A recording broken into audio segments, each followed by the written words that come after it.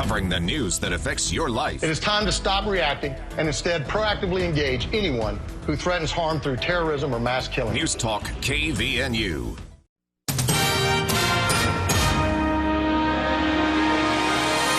KVNU News Time is 5:05. I'm Bill Walter with this news update brought to you by Mount Logan Laundry.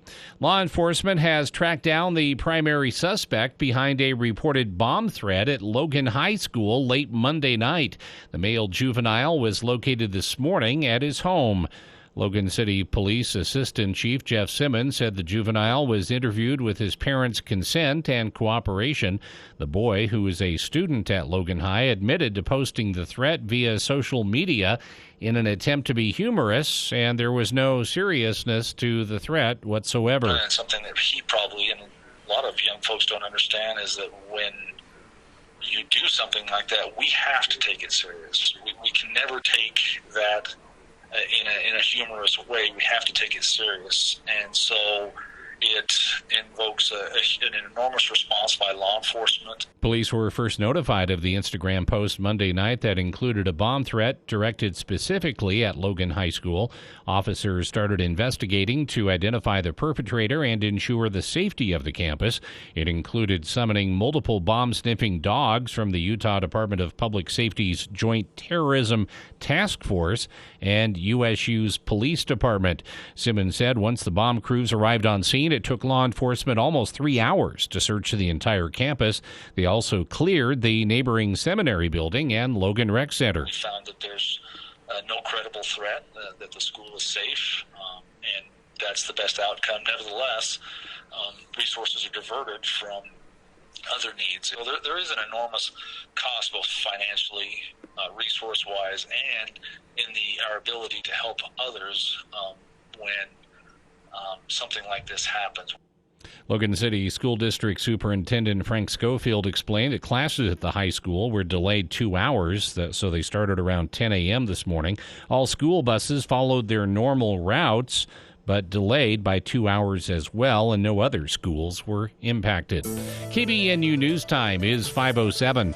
KBNU weather, mostly cloudy tonight, rain this evening, then a chance of rain after midnight, low around 30, and then mostly cloudy on Wednesday, mid-40s for the high.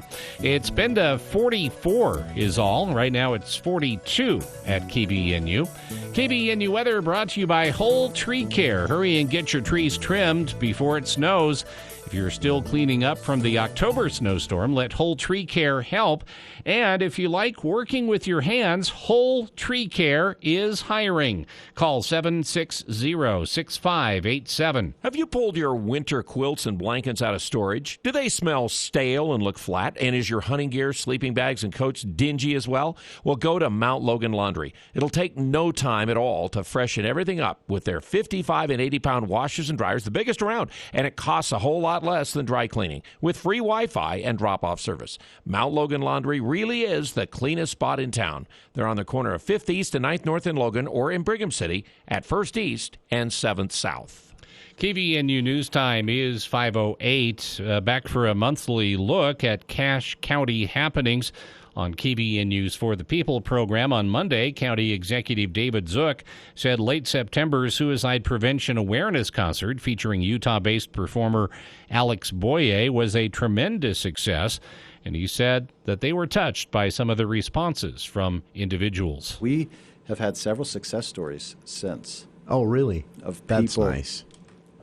Of people who reached out to us and told us the impact really that it had on them or their family members. Oh, wow. And that was great to hear, because that told us we were on the right track and we're doing something good. We're doing something that made a positive impact. Zook said they have already started planning next year's event with Boye. It is scheduled for September 10th.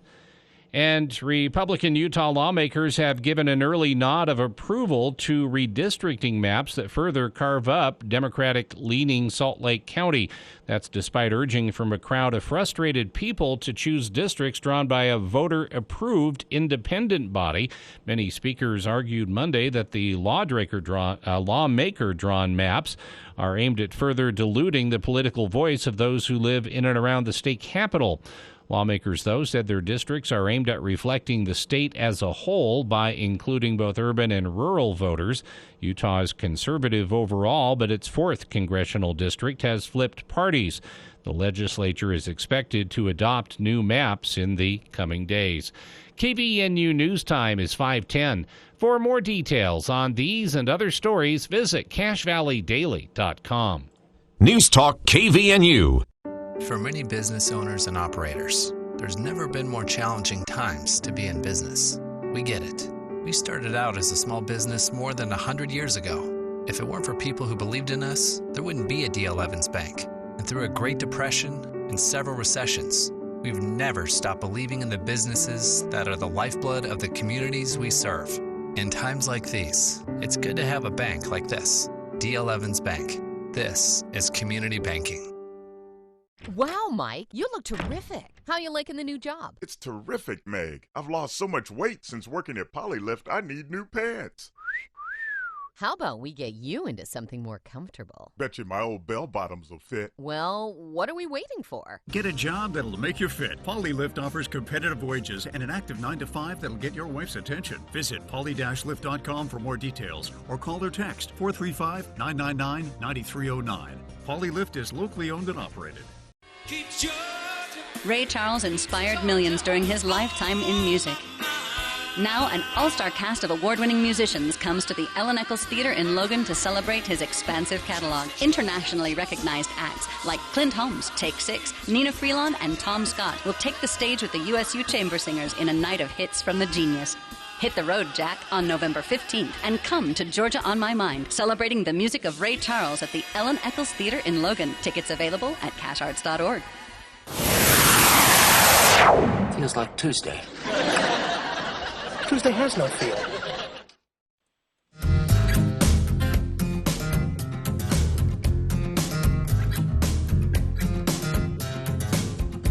Welcome back to KVN News for the People, Hour 2 of today's show. It is Tuesday, November 11th. I'm Jason Williams. Bill Walter in the studio with me as well. Kicking off Hour 2 with a very special guest, followed by some highlights of the legislative special session, Day 1, that is playing out still as we speak. This will head into tomorrow as well, and we'll speak with some of our local electeds after it wraps up tomorrow on the show. But today we'll have some highlights for you coming up later on this hour. Joining us right now, though, to start the hour, we have a good friend from the Bear River Health Department. We've been getting a lot of questions from listeners lately on everything from COVID-19 vaccine boosters, where can they be gotten and who should get them. News last week that we're finally now have the ball rolling here in Utah on vaccinating 5 to 11-year-olds. I know a lot of parents breathing a sigh of relief about that. There's just a lot going on. So with the news out this week that the Bear River Health Department would be opening up a Saturday vaccine clinic, something they haven't had to do for quite some time with the general availability of vaccines through walk-ins and things like that.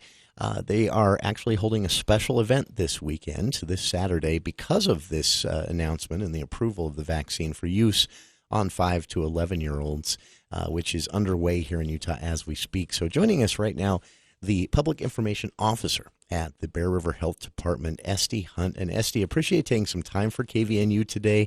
I've joked with everyone we've spoken with at BRHD over the last 2 years. It started out as, wow, you guys have had quite a few months. Then, wow, you guys have had quite a year.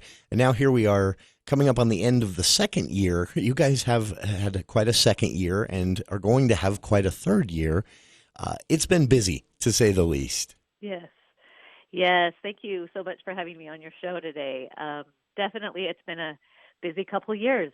We're hoping to see that kind of wind down as now we've been able to have the COVID-19 vaccine available to the 5-year-olds and older. So that's kind of, that we hope is kind of the end of the tunnel right there. Sure. We could kind of see it at this point. It's such an important demographic in Utah, one, because it's a huge part of our population. We have one of the youngest populations in the nation. But also, we've seen in the data from the state that's released each day, the spread has been highest the last few months in that, younger crowd, 5 to say 18-year-olds. And up until last week, no one under the age of 12 was able to get a vaccine, and that's now changed. Yeah, yep. On last Wednesday night, the CDC director actually signed that it was okay to go ahead and give that vaccine to 5 to 11-year-olds. So we actually started giving vaccines on Thursday to anyone 5 and up. And since that time, we've actually given out about 1,300 vaccines, a little over 1,300 vaccine shots to those 5 to 11-year-old group. That is so. A lot of parents are, I think, feeling a sense of relief knowing that that is now an option for their child. Oh, absolutely. And it's, as you said, something I think that it will hopefully just finally put us over that hump and get us on the winding down side of this. That does, of course, mean, as you guys have had to do several times, you get some news. There are some changes in health direction from the CDC, from the FDA, all of that, and then you have days to get everything up and running. That happened this time as well, right? Yeah, this time we actually weren't expecting to really start doing vaccines until this Monday. But with that approval by the CDC, we just went ahead and just opened the doors and said, "Hey, we have the pediatric vaccine, and it's available, but it's kind of fly by the seat of your pants and do what we can to hopefully serve the public to the best of our ability." Well, and what an amazing job over the years. These clinics that have been, I don't even know if someone's keeping count, but it has to be in the hundreds at this point, vaccinating tens of thousands of Utahns here in the Northern Health District. On top of that, of course, for listeners, the Bear River Health Department keeps up its regular work from diabetes prevention to vehicle emissions testing and repair and replacement programs, breast cancer awareness, and more. So stop by brhd.org to find out about all of that. But with this clinic coming up Saturday, I know a lot of our listeners are going to have questions. We've gotten, Estee, some questions from listeners over the last few weeks saying, what do I need to do? Who do I reach out to? Things like that. So for those who have 5 to 11-year-olds in the home, what should they do to prepare for Saturday's clinic or ongoing clinics afterwards?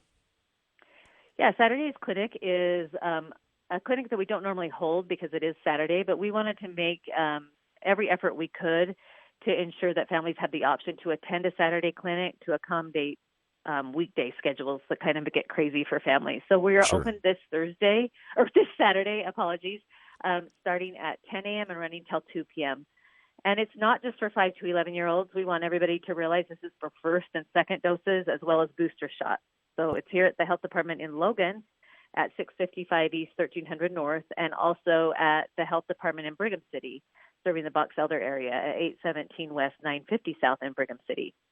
The clinic, again, will run from 10 to 2. 10 to 2 this Saturday in Brigham and here in Logan at the Health Department building there. Is there a traditional registration process as we've seen with most of the previous clinics, or is this being done treated as sort of a walk-in event? This is a walk-in event. Everything that the Health Department's been doing the past month has been walk-in. So we're going to continue it that way just to alleviate any barriers. We do it for ease and convenience and not having to register when someone gets here. If they go to the website, brhd.org, they can click on a registration form just to fill out all the paperwork. So you could do that for your whole family and then just walk in and get the vaccine. Makes it really simple. So that, again, is available Saturday, but it's also available all week. We offer it through the entire week. That is, things have gotten a lot easier. I got my first and second dose back in the spring when we were still doing registrations, and I'm horrible at remembering appointments and dates and things like that. But happy to say I had nothing but a bit of a sore arm from both doses. Everyone should take this into account. It has gotten so easy, and walk-in is literally what it is. You walk up, it takes 10 minutes at most, and then it's done. And then you're much more, as we've seen, held up in the data again and again here in Utah, much more protected. In fact, Salt Lake Tribune's Robert Gerke has been tracking this and calculating a risk ratio. He tweets this out every day. Currently, you are 18 times more likely to be hospitalized or even die from COVID-19 unvaccinated than if you have a vaccine first and second dose. Those numbers are just jaw-dropping, and Estee, it speaks to, how this has all changed. Earlier on we were dealing with a limited availability. The fact that you guys are able to run these clinics now, including Saturdays from 10 to 2 as walk-ins, it's widely available and no concern about shortages. But there are a lot of questions now about boosters. Who should get them? How do you go about getting one? You guys have been working on that as well, right? Yes. Yep. We've been doing actually quite a few booster shots actually before the 5 to 11-year-old age group was opened up and approved. That was our largest. That's what we were seeing was that's what we were seeing the most of was the booster doses. That's amazing. So yeah, a couple things just to note about the booster dose is anyone that has received the Pfizer or the Moderna series, you need to be at least 6 months past your last COVID shot. Then they recommend it for 65 years and older individuals that are 65 years and older, people age 18 and older who work or live in a high-risk setting, people that are 18 and over who live in long-term care settings, or people 18 and over who have certain underlying medical conditions. And a list of those medical conditions are found on our website. They can click and find that out.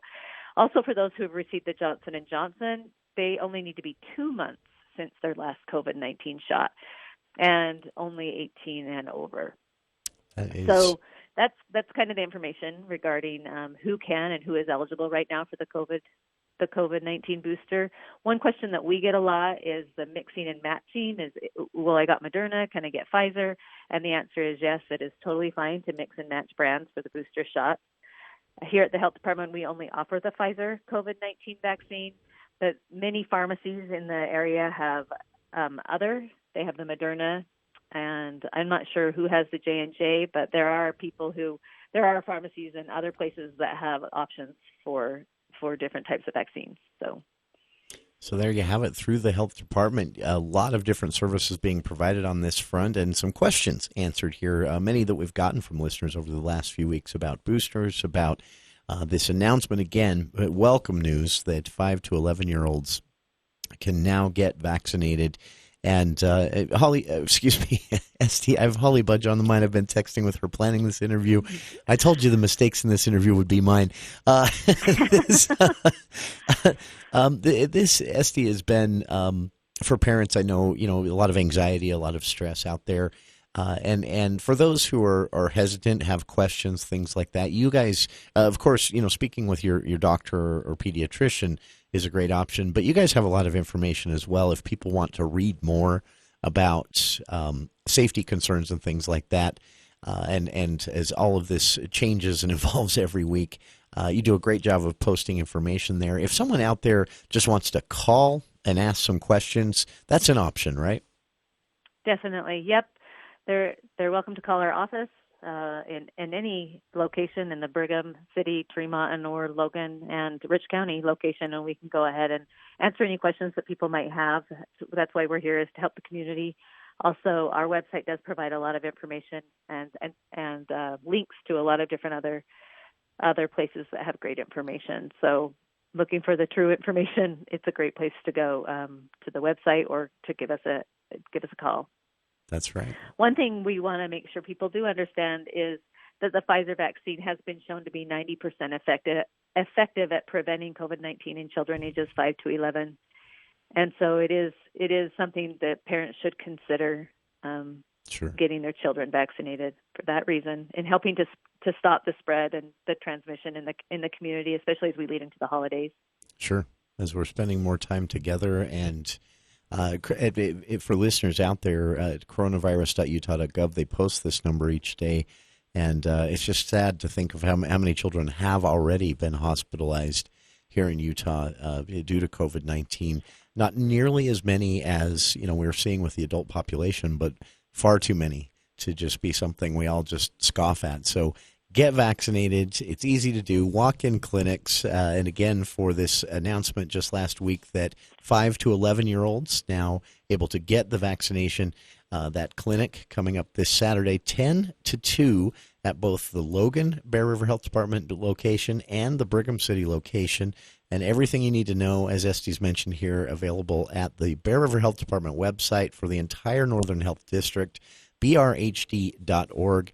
Public Information Officer Estee Hunt, our guest here again from the Bear River Health Department. And Estee, appreciate taking some time for KVNU today and helping us to answer some questions for listeners. Thank you so much. Have a wonderful day. You as well. And for listeners, stay tuned. We'll be back right after this. NMLS 1817019. Lendrite Mortgage declares freedom from high rates and closing costs with the introduction of our Freedom Loan. What is a Freedom Loan? 1, you pay 0 closing costs. 2, you get a rate that's the same or lower than the rate other lenders charge you thousands in points and fees to get. The choice is clear. Pay thousands more than you should with another lender, or get the same or lower rate and have the Freedom Loan cover 100% of your closing costs. Act now. Freedom Loan APRs are as low as 1.92% for 8 to 15-year terms and 2.67% for 16 to 30-year terms. Call 801-APPROVE or visit lendritemortgage.com. Get a Freedom Loan and say no to high rates and closing costs. Call 801-APPROVE or visit lendritemortgage.com. Pristine wilderness can still be found in the West, where creeks run freely and historic apple trees still bear fruit. Maple Creek Ranch features breathtaking canyon views and opportunities for real estate development. 2.5-acre lots are now available with adjacent wilderness areas that provide endless riding and recreational possibilities. So find your piece of paradise just 35 minutes from Logan at Maple Creek Ranch. Schedule your appointment online at maplecreekranch.net. Jessup Insurance and Retirement Services, let us guide you. Dan and Stacy Jessup adhere to principles of honesty and integrity. They love guiding individuals through the Medicare process at no additional cost. They will simplify the process guaranteed. Call Jessup Insurance 435-213-3200 or Google Jessup Insurance. Jessup Insurance and Retirement Services, let us guide you.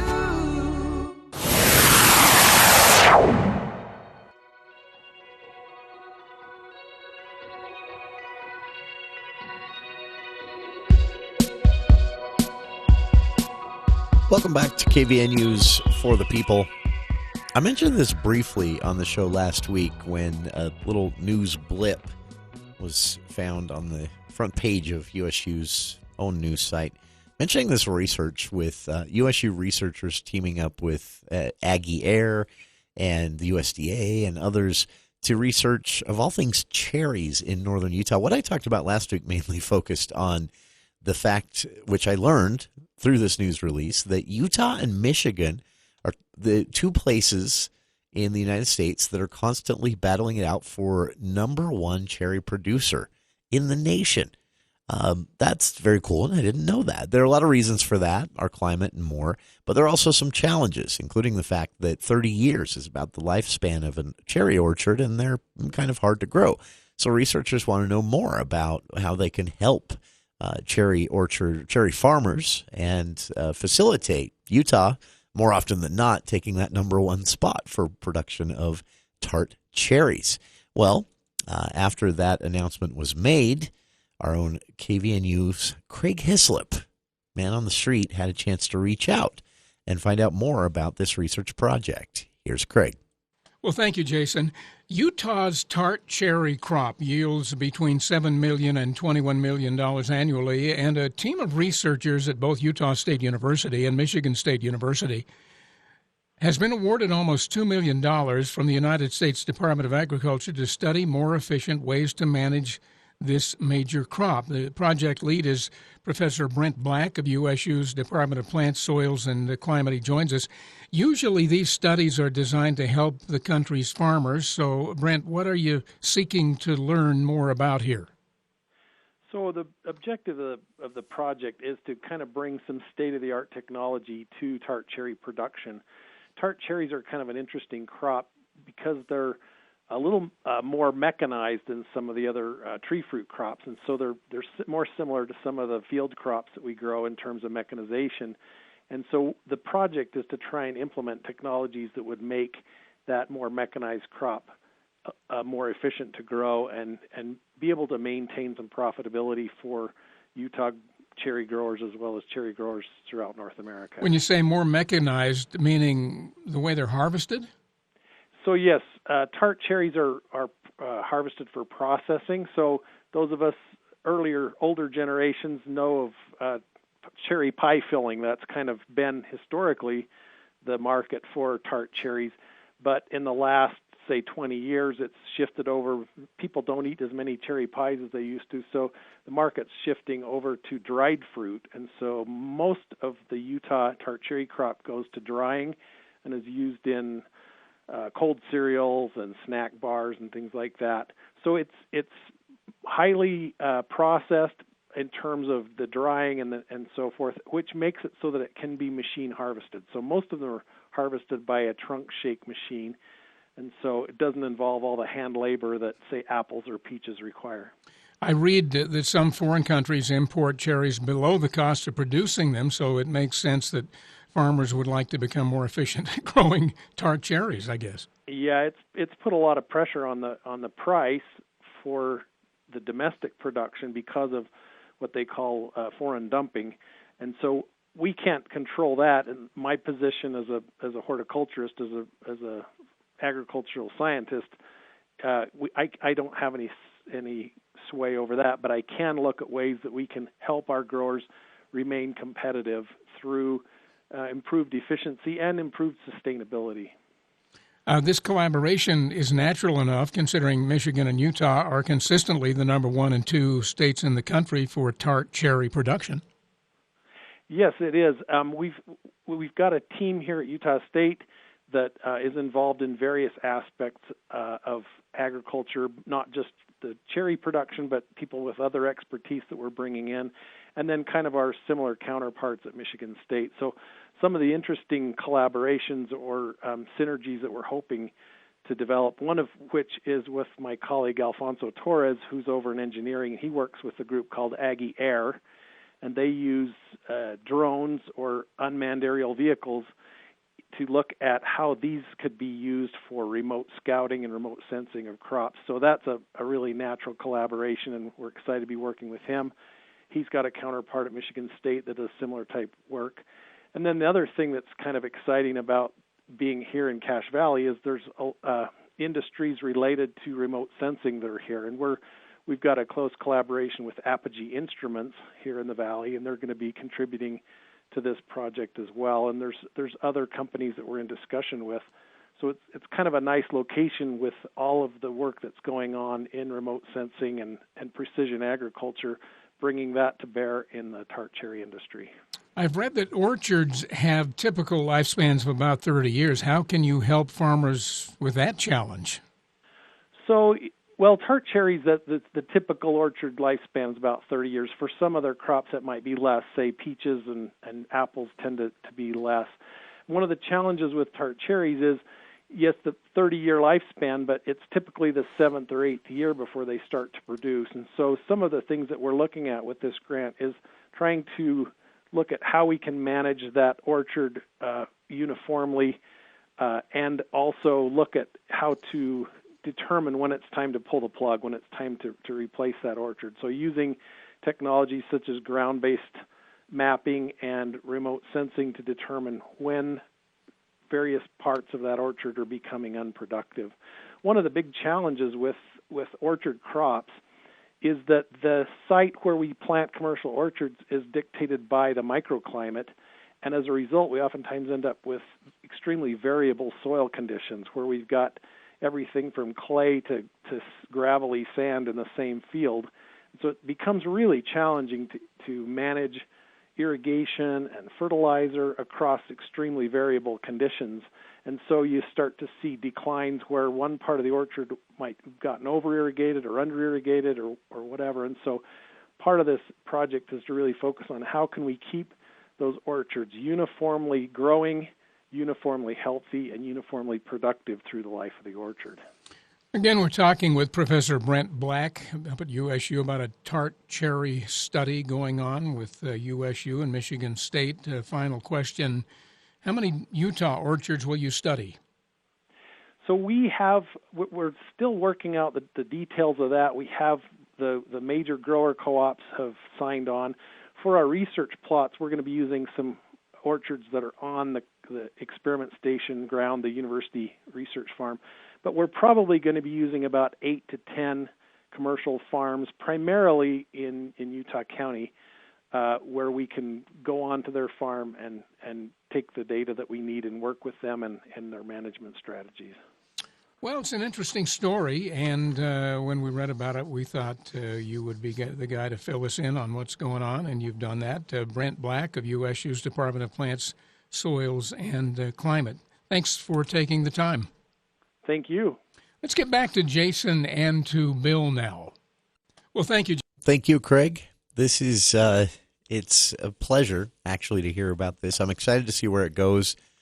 You never think drones and cherries, two things that you wouldn't normally put together in your head. But USU working with Aggie Air and others to research tart cherry growth with Michigan State. And again, something I didn't know until this news was first released last week. The Utah and Michigan constantly battling it out for the number 1 and number 2 spots in the country for tart cherry production. Thanks again to you, Craig.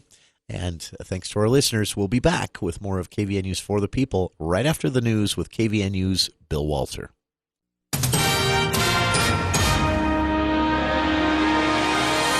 Thank you, Jason. KVNU News Time is 5:36. News brought to you by U&I Furniture. A 51-year-old Spring Creek Middle School teacher has pleaded guilty to physically assaulting 5 students in April. Scott D. Meeker accepted a plea deal and will be sentenced next month. Meeker participated in a virtual hearing in 1st District Court Tuesday afternoon. He pleaded guilty to 1 count of child abuse modified to a 3rd-degree felony and 4 Class B misdemeanors of assault. On April 14th, Cache County Sheriff's deputies were contacted by one of the victim's parents. Their son had been taken to the hospital after being punched in the head twice by Meeker. After receiving the complaint, a detective met with school officials and viewed a video of the reported incident taking place. During today's hearing, Judge Angela Fonsbeck accepted Meeker's plea deal after verifying he was willing to waive his rights to a fair trial. She ordered him to undergo a pre-sentence report about his criminal history and scheduled sentencing for December 20th. Meeker had been serving as a 7th grade science teacher and had been teaching with the Cache County School District for 22 years before being placed on administrative leave. He is currently out of jail and could be sentenced to up to 1 year in prison. Across the country, families will gather for Thanksgiving and serve a traditional turkey dinner with all the trimmings. And Matt Whitaker, the executive director of the Cache Community Food Pantry, has 29 turkeys in his freezer right now, and the Thanksgiving is just around the corner. The pantry could use some more turkeys for Thanksgiving and also hams for Christmas, he said. Some are saying that COVID-19 and the slow supply chain issues may have inflated the cost of turkeys this year. Some families may not have the traditional turkey dinners and may opt for something different. Whitaker said they could use anything for dinner, turkeys and all the trimmings, potatoes, dressing, vegetables, and pies. Besides the families the pantry serves, they also send turkeys to other agencies like Cache Employment and Training, CAPSA, Common Ground, and several churches. He said people in Cache Valley are amazing and are usually pretty generous and step up to fill the needs. And a Utah Department of Health report today of 1,558 new COVID cases, including 13 new deaths statewide from the virus. 2 Cache County residents died. 1, a woman between 65 and 84 years of age who was not hospitalized, and a man older than 85 who was hospitalized at the time of his death. The Utah Department of Health announced 3,313 Utahns have died from the virus, including 169 in northern Utah. There have been 566,134 cases of the virus reported in Utah since the start of the pandemic. New cases locally, there were 52 new COVID cases reported in northern Utah since Monday. KVNU News Time is 5:39. As you've noticed, the season has changed, and the holidays are coming, and so are your guests. You need beds for them to sleep in and a new couch to sit on. Well, with family and friends coming, UNI Furniture is the place to help you be ready. Find the popular-selling queen-size therapeutic mattress for only $3.99. Or here's an idea. Move the bed you're sleeping on to the guest room and upgrade your mattress. See all the chairs, too, at UNI's Chair Heaven. Accent chairs, lift chairs, and, of course, recliners. There's always a better buy at UNI Furniture in downtown Logan. KVNU weather for tonight. Mostly cloudy skies with rain in the forecast this evening, then a chance of rain after midnight. Low around 30 and a chance of rain around 90%. Mostly cloudy tomorrow, high temperature in the mid-40s. It's been to 44. It's 43 right now at KVNU. KVNU weather brought to you by Winco Foods. They are now hiring for their new Logan store opening soon at 1341 North Main. Be part of this employee-owned company with competitive wages, employee stock ownership plan, health benefits as low as $30 a month, 401k, and advancement opportunities. Apply at wincofoods.com/Logan Jobs or text Winco to 97211. For more details on these and other stories, visit CashValleyDaily.com. If you think it's expensive to hire a professional, just wait until you hire an amateur. Why the heck is the roof leaking? Larry, you said you got it fixed. I thought it was fixed, Donna. Everything was fine until it started raining. Larry, that's the point of fixing the roof, is so we can actually live here when it's stormy outside. This is David with Roof Rescue. Our experienced roofing team is tried and true and will fix your roof guaranteed. Visit roofrescueusa.com to schedule your free roof inspection. Roof Rescue, providing watertight peace of mind. Hi, it's Chris at Levin's. People ask us all year long, when is your big sale? It's easy to remember. It's the 11th day of the 11th month, 11/11 at Levin's. Come in for men's suits, only $111 and $125. Pattern ties, 5 for $25. Solid ties, 6 for $25. Socks, $3.50. Dress pants, $22. Maxi skirts, $11, and all women's clothing on sale. Every item in the store at least 25 to 50% off. This week only, downtown Logan, 69 North Main Street. Logan Dental Associates has been serving Cache Valley for over 20 years. They are excited to announce the addition of Dr. Brandon Preby, hygienist Emily Preby, and Dr. Curtis Taylor. Dr. Preby and Dr. Taylor will also continue to work at Cherry Creek Dental in Richmond. Now allow for increased hours and advanced services at Logan Dental Associates in Logan. Call and make your appointment with Dr. Brandon Preby or Dr. Curtis Taylor at Logan Dental Associates by calling 435-787-8207. Wednesday edition Clay Travis Buck Sexton Show. We'll bring in Dr. Marty Makari and we will talk with him about what exactly is going on with this kid vaccine requirement and whether it makes any sense. Plus, Buck. The Biden administration continues to be underwater in all the polls. Can things get worse? Well, it depends on whether you think that socialism is a good sell with the American people. We'll get into that on the Clay Travis and Buck Sexton Show. 10 to 1 on News Talk KVNU, 102 FM at 610 AM.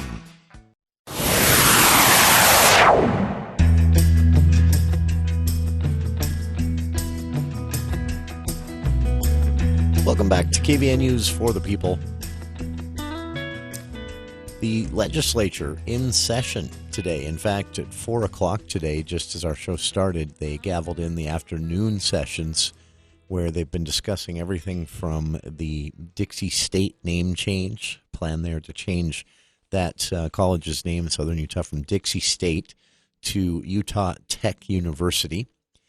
That will happen at this point. Legislature needed to sign off on it because, of course, it's a publicly funded university. They get to call these types of shots. So that vote had to happen, but it was mere formality. This had already been agreed upon by the community, administration, staff, students, several surveys done there, and then legislative support signaled in the spring regular session for the name change, set the ball in motion on all of this. So kind of a formality today, but still had to happen. We've got some highlights coming up from some of the discussion on that, but the main area of focus of this legislative session is, of course, supposed to be redistricting. The Legislative Redistricting Committee canceled both of their scheduled meetings this morning and tomorrow morning after a public hearing yesterday that went on for nearly 4 hours, in which not a single person of the hundreds who spoke and multiple hundreds who showed up, it was packed. Standing room only in that committee room, and they had to open an overflow room with a video screen for those to watch in there. Not a single person spoke in favor of the Legislative Committee's redistricting map that was unveiled just barely last Friday. Out of nowhere, surprise, just like what happened 10 years ago. So there's a lot of public pushback on this. We'll see how that influences things. The discussion today was pretty formal and didn't get into a lot of debate. It was more of an introduction and an explanation. And then, of course, they did introduce into the official legislative record the 12 maps recommended by the independent redistricting committee that voters created via ballot measure in 2018. It's expected lawmakers will completely ignore those 12 maps and pass this one that they unveiled on Friday, with one public hearing and very little transparency. In contrast, the Independent Commission worked for months. We learned this from former State Senator Lyle Hilliard, who was here in the studio last week talking about this. They worked for months. They analyzed mountains of data, and they did this all very transparently. Every single meeting was live streamed and is still available as a YouTube video archive, and very open process. They held more than 30 public hearings. When all was said and done, though, the legislature plans to ignore all of that, pass the map that they've been sitting on probably since the start of the year, really. At least they had an idea of what map they were going to pass, and then just kind of ignore the 12 from the Independent Commission. It's unfortunate. It creates a lack of trust and faith in the process. It flies in the face of transparency, and the only explanation that is ever going to be given is you elected us, and we have the power to do this. So that's unfortunate, but it's probably what's going to happen. Either way, the debate will come tomorrow. We'll see if any lawmakers push back on this. I'm sure there will be some pushback from those who are in the Utah Senate representing counties. There are 3 counties in Utah that are going to be split 4 ways. They'll be in 4 different congressional districts. I expect they'll have something to say and will provide some pushback. Many of them are Republicans, part of the majority caucus, and they'll join with the Democrats, who, of course, are being affected by this. But in the end, I think they've decided on the map they want, and they've unfortunately made that clear. Disappointing. I was hoping that it would play out differently, well, we'll see. Fingers crossed. I have faith in them still, but we'll see. Anyway, we'll have some highlights from what was said today. What was most interesting to me, so anytime there's a special session called by the governor or by the legislature themselves, they have a primary motive for that, a primary reason. In this case, again, redistricting. It has to happen. It's a constitutional mandate, so they can't not do it. But while they're meeting, they take care of other business, other things that are kind of hanging around. One of those didn't come up today, but will come up tomorrow, which is bail reform. As I mentioned yesterday on the show, lawmakers still a little sore about this one, even though the panic knee-jerk repeal of bail reform in the spring general session was their own fault. They feel a little burnt by primarily the Utah Sheriff's Association. What happened in the general session is during debate, public hearing or committee hearings, Utah Sheriff's Association and some other law enforcement union representatives showed up and presented a lot of what was basically bad data, misinformation, saying that bail reform had led to the release of violent criminals onto the streets in every city in Utah. And that's not much of a paraphrase from what they tried to claim. Lawmakers were skeptical but panicked. They repealed bail reform within 24 hours, even though it was, had been sitting around for a year at that point. They repealed it. The governor wasn't happy. He had led that effort as lieutenant governor. Lawmakers who led the effort in the Republican majority caucus weren't happy. And so we don't know what happened that night or into the next day.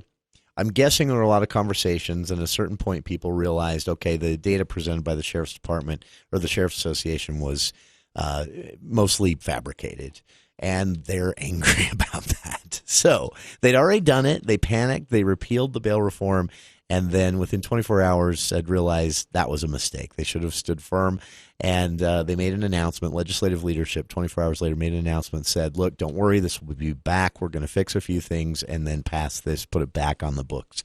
That is expected to happen either in the remainder of the session today, which is doubtful. They'll probably wrap things up by 6 o'clock tonight. So expect that tomorrow.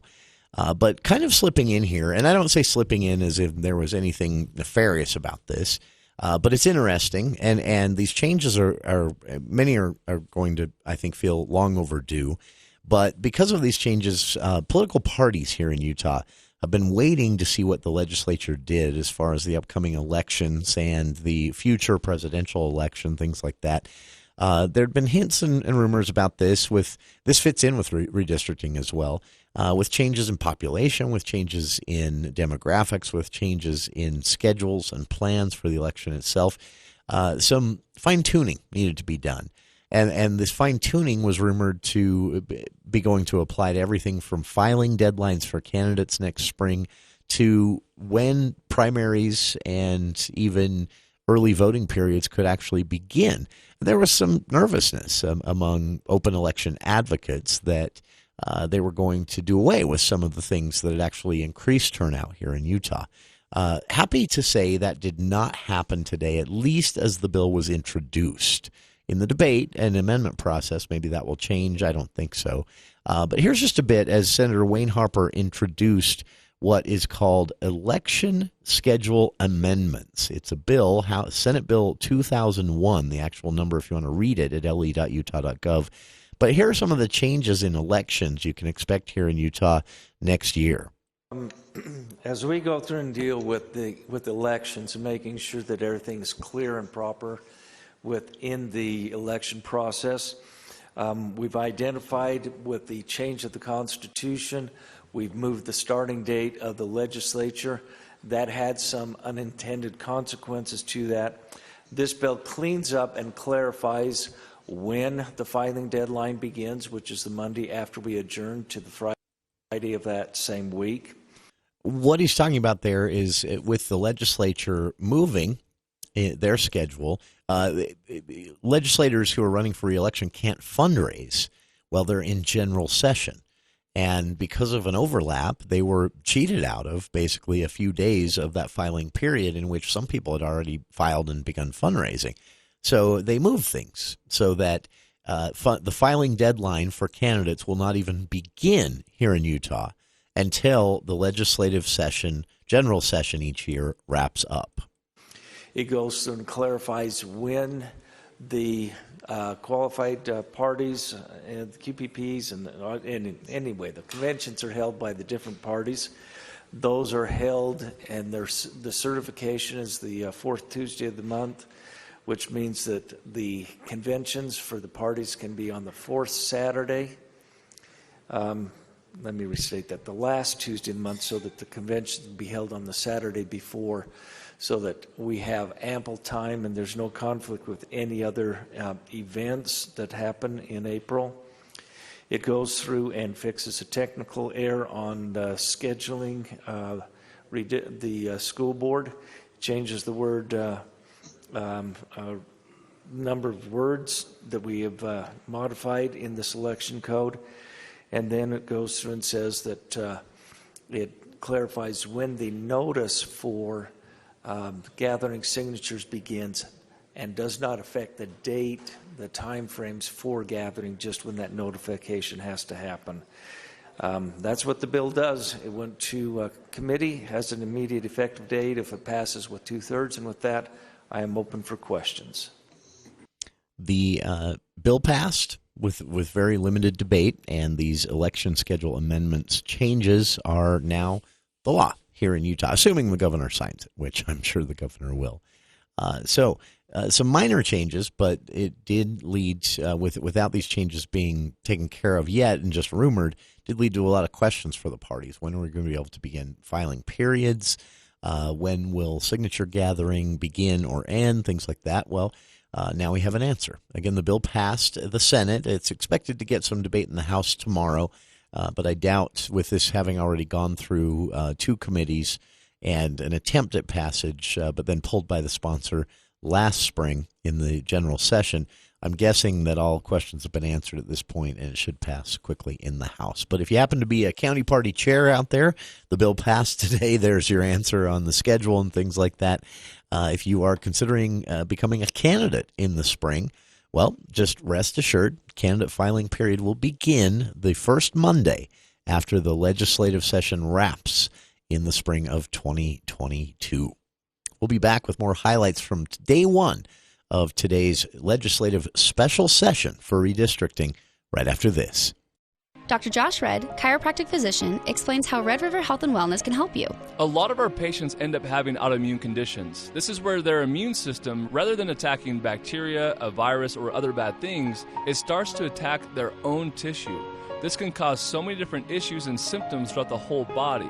The biggest thing for us at Red River is to identify what's causing the autoimmune response to flare up. This could be intestinal problems, blood sugar imbalances, cortisol defects, hormonal imbalances, along with something as simple as dietary triggers and environmental triggers. One of the most common causes, too, when you have an autoimmune condition is you'll have inflammation throughout the whole body. Not every patient will have the same imbalances or the same triggers, and so we have to customize a very personalized treatment plan in order for these patients to feel better. Schedule your appointment today at 855-55-RIVER. Red River Health and Wellness with offices in Logan, South Jordan, Springville, and St. George. Call Red River today. It started out as free. But then they said it would only be a few cents a day. What you're hearing is real, and it may be happening to you. I pay for streaming video, then the cloud storage, then streaming audio. Where does it end? It ended up being a lot every month. This is the sound of nickel and diming syndrome. It's a real thing. It is a real thing. I just want to hear my music. Is that so wrong? There is hope. For millions of people, there's radio. Radio? Radio. With 0 down and 0 per month. Radio delivers all the news, music, and entertainment you want, when you want it, for free. No usernames, passwords, or Wi-Fi connections required. Here's my card number. It's 735... Shh! Don't speak. When you listen to local radio, you'll never need that. Oh, this is so wonderful. Yes, it is. The cure for nickel and diming syndrome.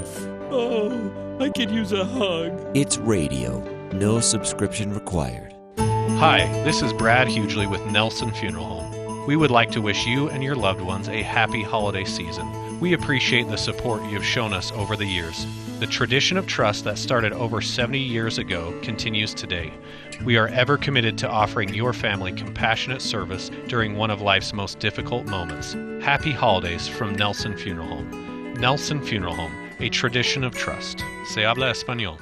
For some, this is the most wonderful time of the year. Yippee! For me, it's the worst time of the year because it's time to hang my Christmas lights. Come on! Last year, I fell off my ladder into the rose bush. The year before, my lights didn't work at all. Not this year. I'm using Logan Extermination. They can install my own Christmas lights, or they can install their LED or incandescent lights. Enjoy the holidays and preserve your sanity by calling Logan Extermination. 752-8450. With a little help from Mother Nature's October snow, Whole Tree Care is slammed, and they're hiring. If you like to work with your hands, give Whole Tree Care a call, 760-6587. They need climbers and groundmen.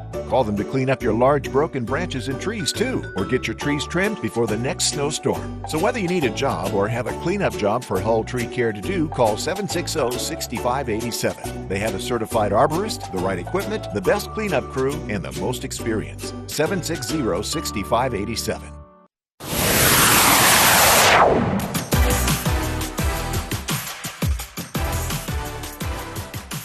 That is our time for today. Thank you for tuning in to this episode of KVNU's For the People. We'll be back tomorrow with full highlights of morning and afternoon session time by the Utah House and Utah Senate. Day 2 of the legislative specialist session kicking off tomorrow. Expect some heavy debate on bail reforms. We took care of election law changes in legislation today, but bail reform still coming up tomorrow. And then the real debate over these now 13 legislative maps, 12 from the Independent Commission, one that lawmakers found under a couch cushion last Friday, magically, And those are all going to be discussed tomorrow morning in day 2 of the legislative special session. We'll have highlights for you on the show. Be sure to tune in at 4. Dave Ramsey is next here on KVNU Logan.